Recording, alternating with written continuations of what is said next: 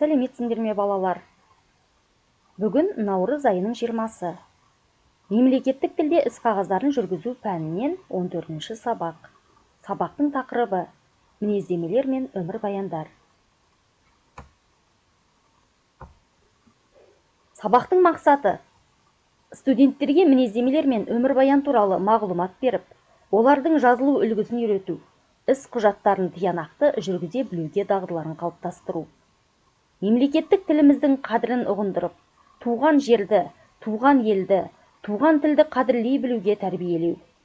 Ұлы ақын Абай Құнанбаевтың 175 жылдығы қарсаңында жас буын өкілдерін дана бабамыздың нақыл сөздері арқылы ұлтжандылыққа, бауырмалдылыққа тәрбиелеу, адамгершілікке баулу.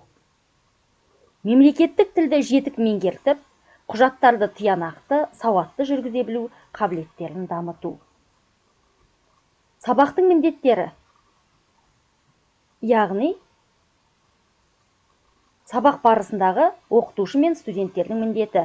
Оқытушының міндеті студенттерге ресми іс қағаздар стиліне жататын мінездемелер мен өмірбаяндар тақырыбын меңгерту, жазылу үлгісін түсіндіру, мысал келтіру.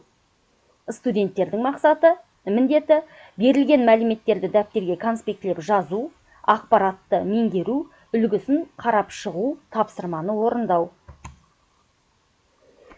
Ал енді бүгінгі тақырыбымыз мінездемеге тоқтала кетсек, мінездеме жалпы ресми іс қағаздар стиліне жатады. Мінездеме қызметкерлердің қызметтік қоғамдық әрекеттерін ресми түрде бағалау, іскерлік қабілеті мен моральдық сапасын ерекшелеп көрсету болып табылады. Қазіргі кезде мемлекеттік емес мекемелерде сирек қолданылады. Бірақ қызметі бойынша орын алмастырғанда, қызметін аттестациялау кезінде, іс сапарға шыққанда және басқа жағдайларда мінездеме қажет болып табылады. Мінездеменің құрылымына келетін болсақ, мінездеме жалпы 4 бөліктен тұрады. Яғни, мінездеменің басқы бөлімі анкеталық мәліметтер, яғни аты жөні, туған жылы, білімі, тағы басқа. Екінші бөлімде еңбек қызметі туралы мәліметтер, мамандануы, жұмыс істеу мерзімі, қызметі бойынша өсуі, тағы сол сияқты еңбегіне берілген баға жазылады.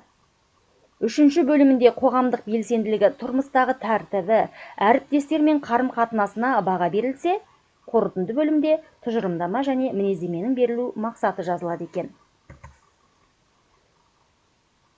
Мінездемені қызметкерлердің өз сұрауы бойынша, басқа мекеменің сұрауы бойынша, немесе өзінің бастамасы мен әкімшілік мекемесінің қоғамдық ұйымы жазады. Мінездеменің деректемелеріне келетін болсақ, мінездеменің шапкасы, құжаттың түрі, мінездеме, мәтіні, қол қою, мерзімі, мөрі. Бұның бәрі мінездеменің деректемелеріне кіреді екен. Жалпы мінездеме жазылғаннан кейін 2 дана болып шығарылады. Мінездеменің үлгісі. Мына жерде мен ұсынып отырған мінездеме менің тобымда оқитын Жаңакелдіұлы Серіккелдіге берілген. Осы мінездемені басшылыққа ала отырып, өздерің мінездеме жазасыңдар. Яғни, бас жағында мінездеменің шапкасы, одан кейін құжаттың атауы, яғни мінездеме деп жазамыз, одан ары қарай сол аталған кісіге мінездеме береміз. Соңында қол қойылады, мөр басылады. Мінездеме А4 парақта Times New Roman қарпінде 14-ші кегілмен, яғни міндетті түрде компьютерде беттеліп жазылуы керек. Мінездеме тақырыбын бекітуге арналған сұрақтарға назар аударыңдар. Жалпы мінездеме дегеніміз не? Мінездеме неше бөліктен тұрады?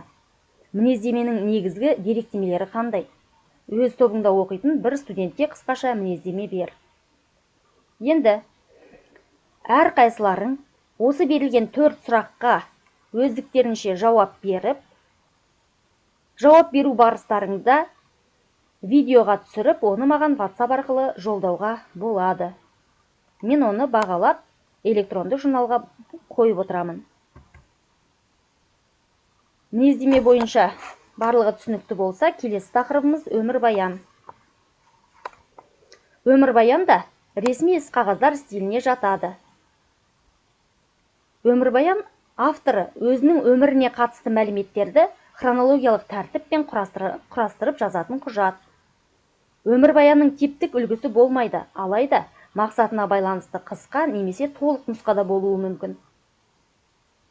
Әдетте өмірбаянда мыналар көрсетіледі: құжаттың атауы, автордың аты жөні, туған жері мен мезгілі, білімі мен мамандығы, қызметіне қатысты мәліметтері, марапаттаулары мен алған мақтаулары, отбасы жағдайы мен отбасы құрамы, үйінің мекен жайы мен телефоны, толтырылған күні мен жеке қолы.